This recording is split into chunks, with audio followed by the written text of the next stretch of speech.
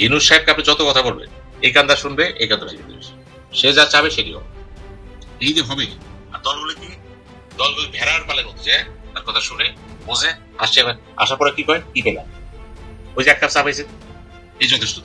তো ইউনূস সাহেব যে কত বড় খেলোয়াড়, কি আর্ট তার খেলার, যে খেলার মাত্রাটা কত উন্নত, এটা বুঝতে পারবেন না। সে কথা কম বলে কাজ বেশি করে, সে বাস্তবে বিশ্বাস করে। এখন নির্বাচন হবে কি হবে না এই প্রশ্ন সামনে এসে গেছে, সবাই প্রস্তুত। দেখেন তো নির্বাচন হবে, নির্বাচন হবে, সব রেডি। একটা দেখেন তো জামাতের আপনার কিছু কর্মী দেখান তো আমাকে, যাদের বলতে পারবেন চাঁদাবাস, যাদের বলতে পারবেন সাল্লাহ ডাকে না, যাদের বলতে পারবেন ব্যবসা করে সে অসুখ পোষক না। এই যে একটা মানুষ, একটা আদর্শ মানুষের বড় ধর্ম আনেন না করে আদর্শ মানুষ হিসাবে কিন্তু জামাত ইসলাম লোক দাঁড় হয়ে গেছে। এর সাথে যুক্ত দাঁড় বিশ্বাস। আগে তো মানুষ, যদি সেই মানুষ বিএনপি বা অন্য দল যেখানে আছে, আপনি কয়জন বলতে পারবেন? বিএনপি যারা হবে আপনি কয়জন বলতে পারবেন? তার সত্তর দেশপ্রেমী, সবাই অর্থপ্রেমী, সুবিধা প্রেমী। এই যে অর্থপ্রেমী, সুবিধা প্রেমী বা বৈশ্বিক প্রেমী, এদেরকে দিয়ে আসলে বাংলাদেশ চলবে না। আগামী বাংলাদেশ বড় চ্যালেঞ্জ হয় বাংলাদেশে। 20 কোটি লোক বা 22 কোটি লোক হয়ে যাবে, এই লোকগুলি খাওয়াবে, বেকার সমস্যা আছে, বেকার বিরাট। এখন বলে ফেলেন সবার ঘরে ঘরে পাঠিয়ে দেবো সবকিছু, মুক্তি দেয়, বাস্তবে কথা বলে। এই জন্য বলা হয় যে দলগুলো ক্ষমতা গিয়েছে, দেশ চালাইছে, তাদের চিন্তা ভাবনার সাথে যারা যায় নাই তাদের এক হবে না, কারণ তারা দেখেছে সমস্যাটা কোথায়। এই যে সমস্যা কোথায়, আমি উদাহরণ দিয়ে বলি আপনাকে। ডাকসু নির্বাচনে আমরা ঢাকা ইউনিভার্সিটিতে কর্মসূচি গ্রহণ করা হয়েছে, ঐতিহাসিক। এখন তো চিন্তা হলো না, মানুষ কি দেখবে, ছাত্ররা চিন্তা করা লাগে, আমার কামতে হয় না, আমার খাবারের গন্ডগোল নাই, লেখাপড়ার গন্ডগোল নাই, এখানে ধর্মই নেই না। এবং বহিরাগতদেরকে সরিয়ে দিছে, তারপরে মাদক সরিয়ে দিছে, সব সরাই দিছে। এগুলি কি, এগুলো হচ্ছে সামাজিক বিপ্লব। এই বিপ্লব করার কথা ছিল বামপন্থীদের, মধ্যপন্থী দলগুলিকে, তারা পারে নাই। কিন্তু কে পারছে? জামাত ইসলাম। যেহেতু সে পারছে এবং মানুষ দেখতেছে এটা, সেই ক্ষেত্রে কি হবে আপনি চিন্তা করতে পারেন? বাজারে গেলে মাথা ঠিক নেই, এমন কোন অফিসে ঘুষ লাগে না, প্রশাসন একই অবস্থা, পুলিশ ডিপার্টমেন্ট একই অবস্থা, এখন কোথায় যাবে, কাস্টম যাবেন একই অবস্থা।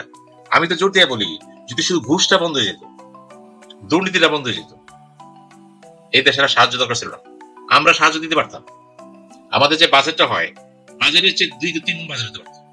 টাকা তো চুরি করে সব খাই ফেলে আমরা, টাকা পাচার হচ্ছে, দেখো পাচার বন্ধ হয়েছে, হুন্ডি বন্ধ হয়েছে, কে বন্ধ করবে?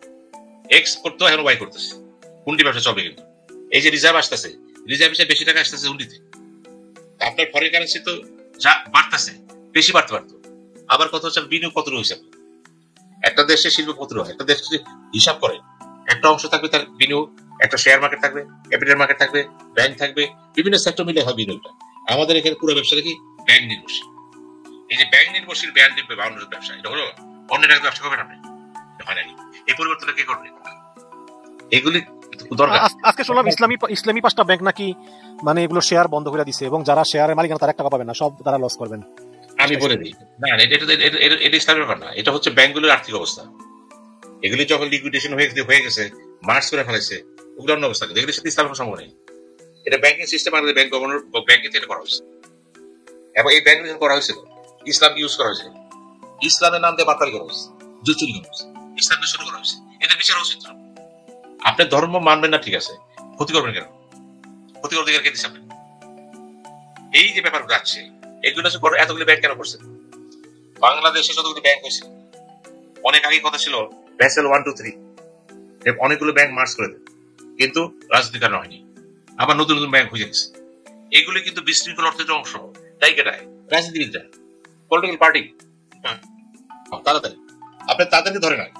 আমি তো সবসময় বলতেছি, সমালোচনা করে রাজনীতিবিদদের, যারা দেশ চালাইছে বা যারা অপোজিশন আছে, রাজনীতি করতেছে, জিজ্ঞেস করেন অবস্থাটা, সেই দিন দেখবে সমস্যা বেড়ে যাবে।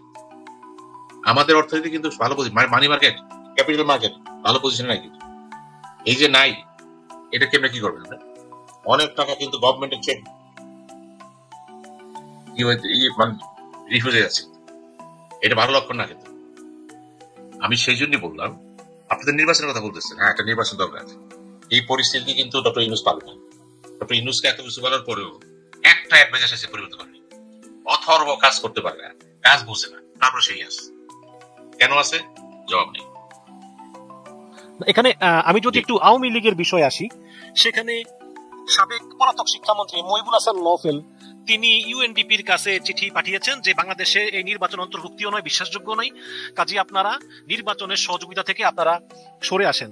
আবার পলাতক সাবেক পররাষ্ট্রমন্ত্রী তিনিও আবার চিঠি দিয়েছেন আমেরিকার কোন একটা জাতিসংঘের কোন ডিপার্টমেন্টে যে তারা যাতে কোনো সাহায্য না করে এবং তারা নির্বাচনকে স্বীকৃতি না দেয়। ওদিকে আমি বললাম জাহাঙ্গীর কবির নানক তিনি আবার ওই লকডাউন ডেকেছেন। এখন আপনার কি মনে হয় যেগুলোতে কাজ হবে কিনা? এখানে আইআরআই আপনারা জানেন যে ইন্টারন্যাশনাল রিপাবলিকান ইনস্টিটিউট, তারা 8টা সুপারিশ দিয়েছে নির্বাচন সুষ্ঠু করার জন্য, কিন্তু এই 8টা সুপারিশে আসলে তারা ওই আওয়ামী লীগকে নিতে হবে এইরকম কোনো কথা কিন্তু তারা বলে নাই। তার মানে যতই আওয়ামী লীগ বলুক যে নির্বাচনে আমাদেরকে অংশগ্রহণ করতে দিতে হবে, শেখ হাসিনা তিনটা মিডিয়াতে ইন্টারভিউ দিয়েছেন, আশা করি তিনি আরো কয়েকটাতে দিবেন নির্বাচন আসার আগ পর্যন্ত। কিন্তু পশ্চিমারা তো এখনো বলতেছে না যে আওয়ামী লীগকে সহ নির্বাচনে অংশগ্রহণ করতে হবে, শুধু ভারত ছাড়া। আপনার কি মনে হয় যে শেষ পর্যন্ত কি আসলে এই আওয়ামী লীগকে সারা নির্বাচনটা হয়ে যাবে? আওয়ামী লীগ কিছু করতে পারবে মাঠে? পশ্চিমা না, আপনি বলেন আমেরিকা কি বলে? আমেরিকা যা বলবে তাই বলবে। আমেরিকা যেহেতু যা চাচ্ছে সেভাবে কথা বলবে। আমেরিকার কথা ঘুরে সব কথা ঘুরে যাবে, জাতিসংঘের কথা ঘুরে যাবে, এগুলো হচ্ছে নিয়ম। কাজে এগুলি আমি খুব বেশি গুরুত্ব দিই না। আমি গুরুত্ব দিই বাংলাদেশ প্রেক্ষাপটে যে আমার প্রতিবেশীটা কি ভারত, ভারত আমাকে কত ডিস্টার্ব করতে পারে, এই ডিস্টার্বটাকে আমি কতটুকু সাস্টেন করবো, কতটুকু প্রস্তুত করতে পারবো। আমি করছি মুখে মুখে না, কিন্তু কাজে বাস্তবে মুখে মুখে কিন্তু অনেক কিছু বাস্তবে কিছুই পারি। শুধুমাত্র একটা দেখেন না কেন, এই যে মাহবুজ বসে আছে কি তথ্য সম্প্রচার মন্ত্রী, খুব বড় বড় কথা বলতো ক্ষমতা সার আগে, ফাটা ফাটাইতো সব, যে এই স্যাটেলাইট আকাশ টিভি আকাশের আকাশ কি সরাসরি ভারতের থাকবে না, আমরা থাকবো, কিছু করতে পারছে? উপরন্ত কি বলছে? আমি বন্ধের পক্ষে না, আমি সম্প্রসারণের পক্ষে নয় কথা বলছে। এই যে চেয়ারে বসার পরে যে নেতারা ঘুরে যায়, এটাই হচ্ছে রাজনীতি, এটি বাস্তব। বাকিটা বোকাস, মিথ্যাচার, ভুয়া রাজনীতি। সেটাই চেয়ারে বসে দেখতে পারতেছেন কি করতে পারি, আমি কত টাকা দিতে পারি। সারা ফাটা ফেলাচ্ছেন বাংলাদেশ, ভারতে কিছু আনবো না, ভারত দিচ্ছে না, কি আনবেন আপনি? ভারত তো নিজে বন্ধ করে দিচ্ছে। সে কেন বন্ধ করতে? প্রশ্ন করেন সে কেন বন্ধ করলো? এত বড় লস সে কেন স্বীকার করতেছে? এমনি করতেছে, উদ্দেশ্যটা আছে তার। ওদিকে যা না বুঝা না শুনে খালি টকশো করে এসে ফাটা দিয়া এই হবে সেই হবে, কি হবে? আপনি আনতেছেন না, সবই তো আনতেছেন। আপনার উপরে বন্ধ হয়েছে, কিছু হবে। ইলিশ মাছ বন্ধ করছে, পারেন নাই, তাহলে এত বড় বড় কথা কেন বলতেছে? স্লোগান কিসের আপনার? ক্ষমতা যাওয়ার। মানে শেখ হাসিনা গেছে, আমরাও যাবো। সে যা করছে 3 গুণ আমি করবো। আমি দেখাই দেবো দুর্নীতিতে আমি আবার চ্যাম্পিয়ন হয়ে যাবো, আমি মহা চ্যাম্পিয়ন হয়েছে। এটা কি রাজনীতি? রাজনীতি না। রাজনীতি হচ্ছে রাষ্ট্রকে বোঝা, বাস্তবে সম্পদকে বোঝা, বিজ্ঞানকে বোঝা, জ্ঞানকে বোঝা, মানুষকে চিনা এবং মানুষের অধিকারটাকে সত্যিকার অর্থে সুসমন্বিত আকারে প্রকাশ। ওই যে সংবিধান লেখা আছে কত কিছু, মানব অধিকার, কে মানে গেলি?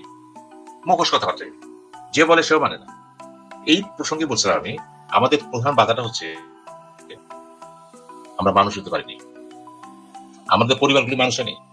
প্রত্যেকটা পরিবার কম বেশি ইচ্ছা অনিচ্ছায় দুর্নীতির আক্রমণ হয়ে গেছে।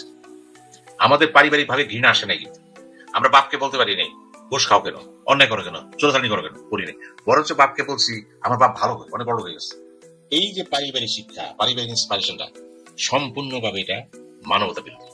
ধর্মবিরোধী অবশ্যই, এটা মানবতা বিরোধী, ব্যক্তি চরিত্র বিরোধী। ওই সমাজটাকে যখন করতে যাবে, রাজনীতি কারা করবে, মডেল কারা হবে? তারা এখন আসেনি। আমরা যে সমাজটা চাচ্ছি এদের সেটা হবে না। প্রশ্নটা, আমি কেন স্টেশন দখল করবো, কেন বাস স্টেশন আমি কেন দখল করতে যাবো? আমি সেই জন্য বলছি, যদি জামাত ইসলাম কোন ক্ষমতা যেতে পারে, আমিও দেখতে চাই বাস স্টেশন দখল হয় কিনা, সে বন্ধ করতে পারে কিনা। আমি দেখতে চাই চোরাচালান বন্ধ হয় কিনা। আমি দেখতে চাই শিক্ষা ব্যবস্থা পরিবর্তন আসে। আমি দেখতে চাই নারী অধিকারটা কিভাবে আসে, রসুলের শিক্ষা আনতে পারে কিনা। নারী তো ঘরে বসে থাকবে না, সে তার নিয়ম অনুযায়ী তার নীতিমালা সে কাজ করবে, এগুলো আমি দেখতে চাই। আমি চাচ্ছি যুব সমাজ চরিত্র নষ্ট হয়ে গেছে, এই যে ড্রাগস ভরে গেছে ঢাকা শহর, বাংলাদেশ সব জায়গায়, এবং গ্রামে যে পাওয়া যায় না। আমি দেখতে চাই কোন সে দলটা আছে যারা এই সন্তান কিছুটা কাজ করতে পারবে। বিশ্বাস করেন আপনি, মানুষ জামাত ইসলামকে পছন্দ করুক বানাবে, সেটা বড় কথা। কথা হলো এই দলটার মধ্যে কিছু গুণ পাওয়া গেছে, যেই গুণগুলো বাস্তবায়ন এই সমাজ জরুরি। ঘটনাক্রমে তার নাম জামাত ইসলাম। আমি নামটা পরে আনলাম, লোকগুলোর সামনে নিয়ে আসেন না কেন? আপনি জামাতের 50 জন নেতা রাখেন, অন্য দল রাখেন, তো বিশ্লেষণ করেন তো কে কি করে, কে কি বুঝে, আপনার মাথা খারাপ হয়ে যাবে। কিন্তু কথা বলবে সবাই, কিন্তু একদম ফাটাফাটি বলবেন। আমি সেই জন্যই বলছি যে কথায় না কাজে বড় হবে। আপনি 300 এমপি বানান না, 300 এমপির মধ্যে কজন ব্যবসায়ী আছে বিএনপি নমিনেশন দেখেন, অন্যদের দেখেন নমিনেশন বাণিজ্য হয়েছে কিনা দেখেন, হইলে কি পরিমাণ হয়েছে, কম বেশি হতে পারে, পরিমাণটা কি? আপনি বলেছেন 83 জন নতুন, এটা নতুন কালি বাপের দ্বারা নেই পোলাই, সেই তো বাপের পোলাই এসে নতুন মানে কি এই যে বেছে বেছে সমাজ থেকে ক্রিম নিয়ে গেছে, বাপের জায়গায় পোলাই বসছে। ডক্টর সাইদ শুধু কি তাই, এই যে উচ্চ কক্ষ হয়েছে, যারা জ্ঞানী গুণী কিন্তু এই রাজনীতি নোংরা যেতে চায় না তাদেরকে নিবে উচ্চ কক্ষে, কিন্তু যারা মনোনয়ন পায় না ওদেরকে বলে তোমরা শান্ত থাকো, তোমাদেরকে উচ্চ কক্ষে দেবো। লাভটা হলো কি? এখন কথা আসে উচ্চ কক্ষের কথা বলছেন তো, বিদ্যমান কাঠামোতে যদি এইভাবে রাজনীতি হয়, উচ্চ কক্ষে তারাই যাবে যারা দলীয় চামচা বৃদ্ধি করে, ওই বুদ্ধিজীবী জুতা ছাড়বে, দলের নেতা জুতা আছে না, জুতা ছাড়বে, ওই অর্থনীতিবিদ, ওই সাংবাদিক, ওই হবে। ওখানে তো ওই লোক যাবে না যে মাতসের কথা উঠবে, ওখানে সিরাজ ইসলাম যাবে না, খেয়াল করে নিন, ওই ধরনের নেতা যাবে না, ওখানে যাবে দলীয় পরিচয়ে বুদ্ধিজীবী, অর্থাৎ যে বুদ্ধিজীবী বুদ্ধিটাকে দলের কাছে বিক্রি করছে, লাভ রাখে এই লাভ করে এমন নেবেন, এমন মন্ত্রণালয় করবেন যেই মন্ত্রণালয়ের যোগ্যতার ভিত্তিতে কিছু লোক 10% লোক আসে, নিতে পারবেন? ওই বুদ্ধিজীবী আসবে দল যে করে, জাতীয় পরিচয় আনতে পারবেন? পারবেন না। আপনি বলবেন সে আমার লোক না, আমার আদর্শ লোক আসে, এই যে আমার লোক না সে আমার লোক, এই জিনিসটা 2025 সালে এতটা গাঢ় হয়ে গেছে। এটা যে তাই আওয়ামী লীগ জিনিসটাকে ব্যাপক নিয়ে আসছে। আওয়ামী লীগের কথা হলো যে আমার লোক হতে চলে, সে ম্যাথ হোক, মুচি হোক, যাই হোক, লেখাপড়া যাবে না, আমার লোক। সব দল মনে করে সে আমার লোক কিনা, সবই যদি তাদের লোক হয়, যারা নাকি দল নিরপেক্ষ লোক লেখাপড়া করছে তারা করতে যাবে। এই যে বাবর যে কথা বলছে সাবেক স্বরাষ্ট্র প্রতিমন্ত্রী, তাদের লাগে যে এবার কিন্তু আমি আপনাদের চাকরি দিতে পারবো না, আপনি যদি রিটার্নে পাস করার পরে আমি দেখব। চিন্তা করে দেখেন, আপনি কেন দেখবেন? সাথে সাথে তার শোকজ করা ছিল সুপ্রিম কোর্টের suo motu, being a political leader, আপনি মেধা কাকার মোটে, আপনি মেধাকে রিটার্ন পাস করার পরে যে সব রিটার্ন পাস করবে, এটা তো হেস্টিমামের মতো কথা হয়ে গেল। হেস্টিমাম তো আপনি দুর্নীতি করতেছেন, তো আপনি দুর্নীতির আগে কি করে মাত্রা ভাবে একটু অন্যদিকে নিয়ে গেলেন। এই ধরনের নেতাদের তো চাই না আমরা দিক দিই তাদের, যারা আমার মেধাকে অমূল্যায়ন করতেছে। ওই লিস্টে যে 100 জন থাকবে যোগ্যতার ভিত্তিতে, তদবির হলে তো 50 জন নাই হয়ে যাবে, এরা কোথায় যাবে? তার রাজনীতি, তাদের লেখাপড়া লাভ কি? লেখাপড়া করা মানে এই আমাকে ছাত্রলীগ করতে হবে, ছাত্রদল করতে হবে, শিবির করতে হবে, মেধার ভবিষ্যৎ নেই। নিরপেক্ষ লোক কইতে তৈরি হবে বলুন? মেধা কই থেকে আসবে? এই যে মেধাকে আমরা ক্রাশ করে দিচ্ছি, এটা কে করতে পারে জানেন? দলীয় নেতৃত্বের কাঠামোতে কারা আছে দেখেন, তাদের চিন্তার গভীরতা কতটুকু, ভীষণ কতটুকু, কতটুকু দেখে, চোখ বুঝে পৃথিবীর কতটুকু দেখে, তারা জাতির কল্পনা কতটুকু করে, তারা কি ধরনের জাতি চায়। গদবাদা কথা মিটিয়ে যাবে, গলা ফাটায় ফেলাবে, কর্মসূচি দিবে, এবং কর্মসূচি দিবে ক্ষমতা গেলে বাস্তবের কারণ নেই না।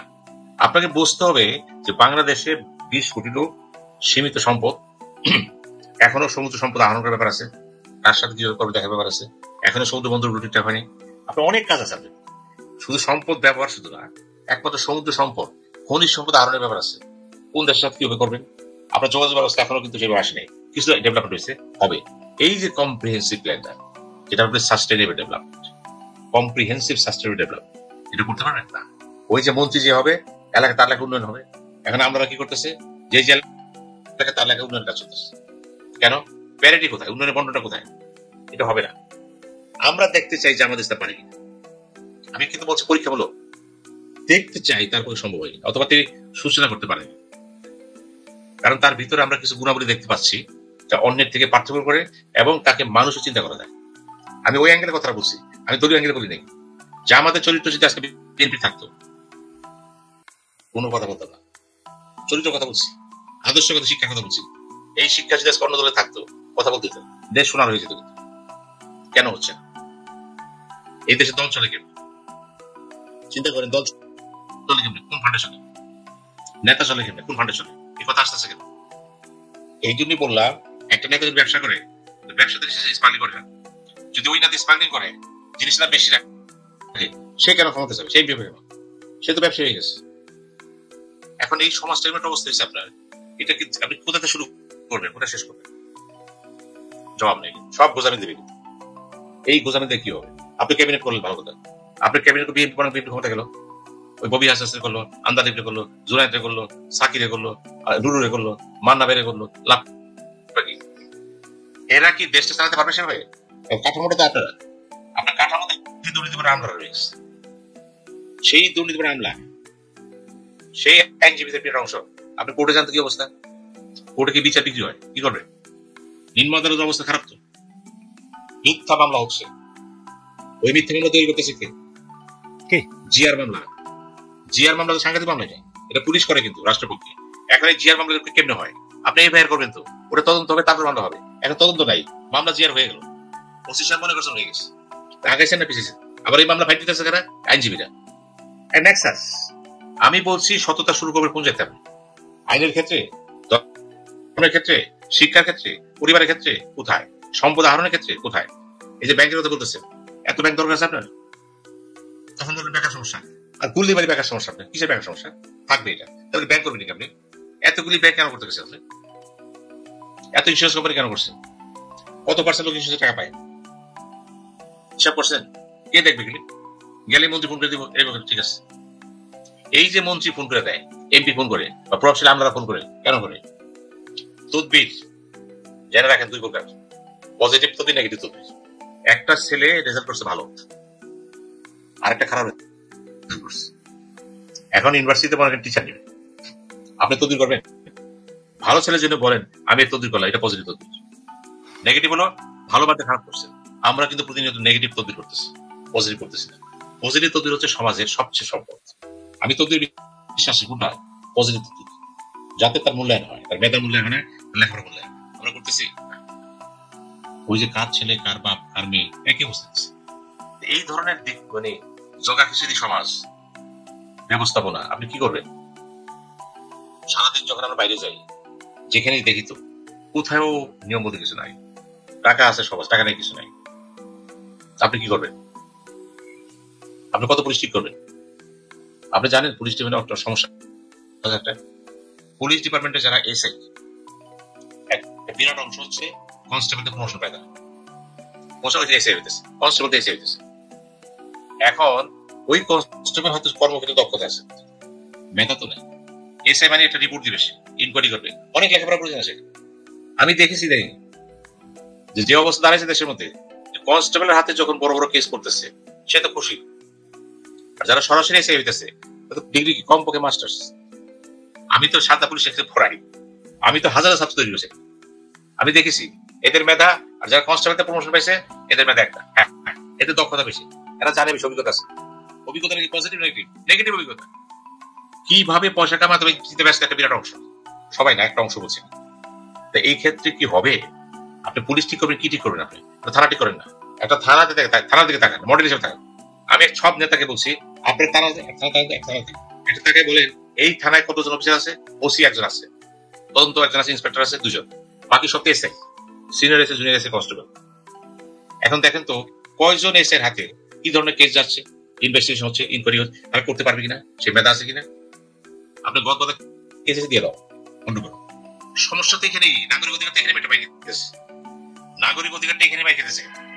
আমি তো আগামীতে আপনাকে তথ্য প্রমাণের কথা বলবো, একদম ফ্যাক্টস এন্ড ফিগার দিয়ে দেখা দিব যে কোন থানায় কিভাবে করাপশন হচ্ছে, কারা করতেছে, কার প্রশ্রয় করতেছে। একটা গ্রুপ সবসময় দাঁড়ায় থাকে করাপশন করার জন্য, থানায় যাওয়া মানে পয়সা কাদের? ওদেরকে দিবেন। আপনি এই প্রশ্ন নিয়ে আসেন না 10 জন লোক যারা থানায় গেছে আইসে, অভিজ্ঞতা নেন না কেন? নেতারা জানে না, নেতাই তো বলে দেয় টাকা দিয়ে দিও, আমি বলে দিচ্ছি টাকা পাঠিয়ে দিয়ে দিও, লাভটা কি? এই সমাজ চাচ্ছেন আপনি।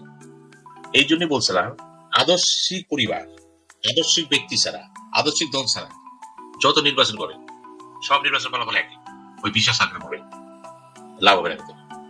আমি সেই জন্য আপনাকে বললাম যে বেগম খালেদা জিয়া সব পছন্দ করে, ভালো কথা বলেন, ইমপ্রেসিভ, কথা কম বলেন এবং অনেক ত্যাগ স্বীকার করছেন। দেখেন উনি কিন্তু অনেকগুলো মহত্তর গুণ নিয়ে কিন্তু এই পর্যায়ে আসতেছে।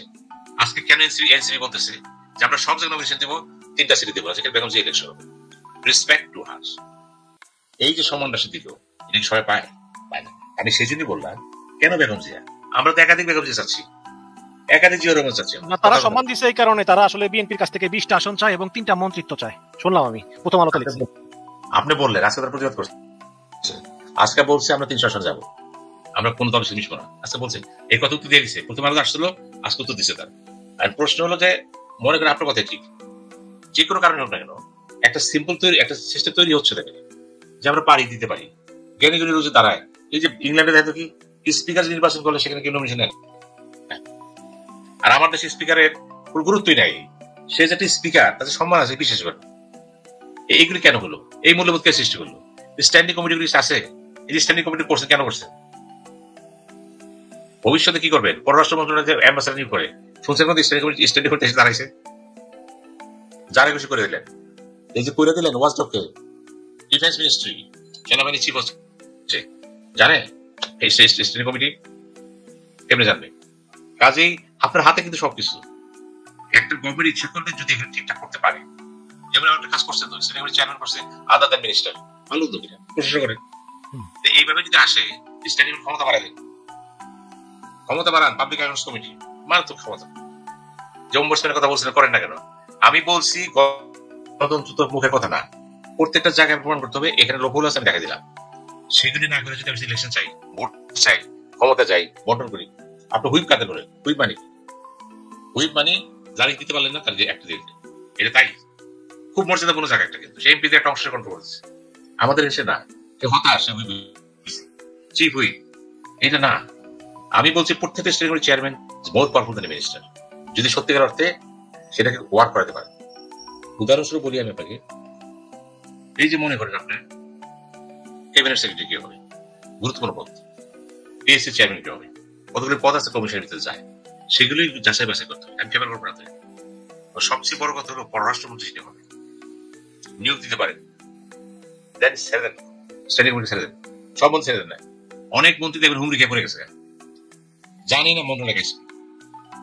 পররাষ্ট্রমন্ত্রী যে হবে তাকে যদি সেই ধরনের সিলেকশন নিয়ে আসে কমিটির সামনে, যেটা আমেরিকা হয়, দেখার বলছে অনেক দেশে হয়, কিন্তু এইভাবে তো করতে পারেন না।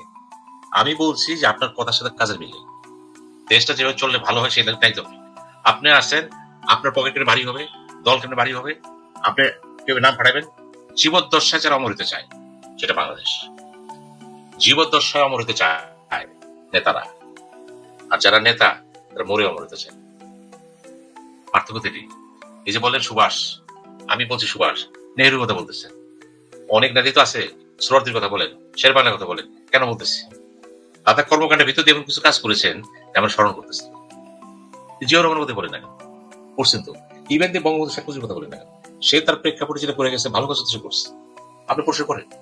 যে নেতা যে কাজটা করে বলেন না কেন? আমি বলি যে সব প্রেসিডেন্ট খারাপ না, এর সাথে সব কাজ খারাপ না তো।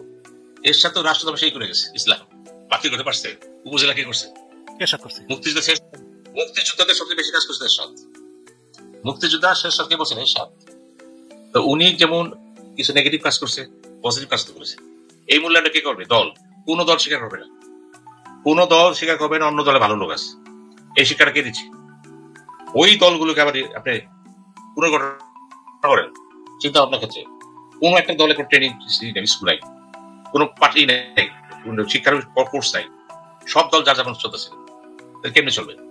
কোন দলের নেতারা বলতে পারবে না পুরোপুরি তাদের কনস্টিটিউশন কি লেখা আছে, ম্যানিফেস্টো করা আছে, মিছিল করতেছে, বলতেছে না। আমি সেই জন্যই কথাগুলি বলতেছি আপনাকে যে বিরোধটা কিন্তু আমাদের ভিতরে নিয়ে। আমি কেন অন্য দলের নেতাকে শ্রদ্ধা করতে পারি না? অন্য দলের নেতা আমি একদম করি, উনি আর সিনিয়র নেতা, সম্মান করতে অসুবিধা কি? সম্মান করতে গেলে আবার আমাদের ক্লিক হয়ে যায়, উনি তার লোক বসে রয়েছে। এই সেন্টিমেন্টটা কিন্তু বিগত দিনে বেশি এসেছিল, এখনো তো আছে। এখনো বলা হচ্ছে লোকটা ভালো খারাপ হোক, ওনার সাথে হাসিনা আমরা ছবি পাওয়া গেছে। আচ্ছা, একজন বড় ব্যবসায়ী, তার সাথে ছবি থাকতে পারে, সবার ছবি থাকবে, সে ব্যবসা করছে, উনি কি আঙুলি করতো না? তাকে দরকার কারণে এই যে হীনমন্যতা এখানেই দরকার। শ্রোয়ার্থীর মনটাকে বড় করেন না কেন? আপনি যখন ওই চ্যাপ্টার পড়ছেন আমরা সাগর, আপনি দেখবেন বহুদূর পর্যন্ত। আমি তো সেই লোক চাচ্ছি স্টেটসম্যান। এই যে স্টেটসম্যান কি জানেন, এটা মূলত দুর্গম হয়। একটা হলো পজিশনে যে হয় প্রমাণ করে অপোজিশন হতে পারে। আপনি যদি অপোজিশন থাকা অবস্থায় দেশের কল্যাণে বিভিন্ন কর্মসূচি দল দিচ্ছে, আপনি যদি সেগুলো সাথে একমত হতে পারেন, দলের স্বার্থে না দেশের স্বার্থে, স্টেটসম্যান সংগঠন বড় আর রাষ্ট্র পরিস্থিতি থাকেন ওই চেয়ারে বসে পারেন। অনেকে মনে হয় স্টেটসম্যান মানি ক্ষমতা দেবে না। এই যে না বললাম আমি, এই কনসেপ্ট তো জানে না, আপনি করবেনটা কি? সব নেতাই বলতেছে আমার নেতা হচ্ছে স্টেটসম্যান, কি করবেন আপনি? ওই খুচরা পার্টি আছে, তারাও বলে তার নেতা পরিচিত নাই। এই যেগুলো কেন আসছে? রাজনীতি দৈন্য দশা। আমার একটা লেখা আছে ইন্টারন্যাশনাল পলিটিক্স অ্যাসোসিয়েশনে জানাতে publish, poverty of politics in Bangladesh, poverty of politics and politicians in Bangladesh. এই দাঁড়িয়ে এটা আসতে হবে, এটা কি আসছে? কাজে আপনি বলতেছেন আর্মি সরাই নিয়েছে, অসুবিধা কি? আর্মি সেই যাবে, কত থাকবে সে? প্রশ্ন করেন সে এখন থাকবে কেন? কোথায় আপনার পুলিশ বাহিনী বেতন দিতেছেন না? রাষ্ট্র বেতন দিচ্ছে না, তারা কোথায়? ঠিক করতে পারছেন 1 বছর, কেন পারেনি? এখন এই জবাব দিতে কি করবে? এই জন্য পার্লামেন্ট দরকার ছিল, স্ট্যান্ডিং দরকার ছিল। জবাবদি করতে হবে, আপনার কাছে জবাবদি করতে হবে, নাহলে আপনি একসময় স্বৈরাচার হয়ে যাবেন। স্বৈরাচার কিন্তু কোন শব্দ না, এটা চেয়ার। ওই চেয়ারটা বসে যখন দেখবেন সমস্ত ক্ষমতা হাতে এসে বসছে, পার্টির চেয়ারম্যান, সংসদের চেয়ারম্যান, প্রধানমন্ত্রী, ওই পাওয়া যাবে। আপনাকে তো আমি বানিয়ে চলেছি, আপনার অনেক এই কারণে কি জুলাই সনদ বিএনপি মানতে চায় না? বিএনপি মানতে চায় না, কিন্তু অনেক কারণ আছে। এই কারণগুলো ব্যাখ্যা থেকে দেওয়া যাবে না। আমি অনেকগুলো সাথে এক কথা দ্বিমত করতেছি, মানবে না কেন? রাষ্ট্রের প্রয়োজনে যদি রাষ্ট্রপতির ক্ষমতা সাথে ভাষ্য মানতে মানে তারা বলে এতে প্রধানমন্ত্রীর ক্ষমতা এত কমবে যে সমস্যা হয়ে যাবে দেশ চালাতে। এটা তারা বলতেছে বাস্তব নিয়ে, এটা একটা ব্যাখ্যা আছে। কিন্তু বাস্তব নিয়ে দেখা যাচ্ছে প্রধানমন্ত্রী যদি দুর্বল হয়ে যায়, প্রেসিডেন্টের ক্ষমতাশালী হয়ে যায়, সেক্ষেত্রে ভাষ্য নষ্ট হয়। আমি এখন কিন্তু প্রশ্ন হচ্ছে এটা কখনো করে জানেন, ওই চেয়ারে যদি উপযোগী লোক বসাতে পারেন এটা হবে না, আর যদি অযোগ্য লোক বসে দেন ক্লাস মাস্ট। ভারতের প্রেসিডেন্ট কি ভাষ্য মাস আসে? ফেডারেল গভর্নমেন্ট, তারপর ভাষ্য মাস আসে। আমাদের এখানে অনেকগুলো জিনিস আছে যে আমরা প্রধানমন্ত্রীকে আমরা স্বৈরাচার আমরা বানাইছি। প্রথমে দল বানাইছে, দলীয় ভিত্তিতে। দলীয় চিফ হলো স্বৈরাচার সব দলে, কারণ কে বানাইছে? দল বানাইছে। প্রধানমন্ত্রী স্বৈরাচার কে বানাইছে? মন্ত্রিসভা বানাইছে। তার সামনে কথা বলে না, পারলে তার সামনে চেয়ারও বসে না। এই যে পিঠতন্ত্র, গুরুতন্ত্র, কথা ছিল ডেমোক্রেসি। প্রাইম মিনিস্টার যখন গুরু হয়ে যায়, আপনি কি করবেন? কে বানাইলো? এখনো দেখেন অনেক দল আছে যে দলীয় চেয়ারম্যানকে সামনে জান দেওয়া হয়ে গেছে। আপনি কি করবেন? তুষামত যে করে, তুষামত যে শুনে, দুইজনই সমগ্রতি। রাষ্ট্রবিজ্ঞানে আমরা পড়েছি প্রাইম মিনিস্টার হচ্ছে সমকক্ষদের মধ্যে প্রথম। এটা বলে ফার্স্ট এবং দ্বিতীয়, ফার্স্ট এবং দ্বিতীয়। আর শেখ হাসিনাকে দেখেছি যে সে মনে হয় পীর মানে সে রাজা, কিং, রানী। এখানে একটা কথা বলি আপনার, চার্চিলের একটা বই আছে এখানে, বইটার নামটা ভুলে গেলাম, প্রাইম মিনিস্টার জ্ঞান বই। উনি সে বইতে লিখেছে প্রাইম মিনিস্টার বলতে বুঝাইছেন 3টা জিনিস। একটা হচ্ছে ফার্স্ট এবং ইকুয়ালস, একসময় ছিল। এরপরে কি হলো? Prime minister star. এরপরে আসলো প্রাইম মিনিস্টার সূর্য, অর্থাৎ তার গিরা সব ঘুরবে।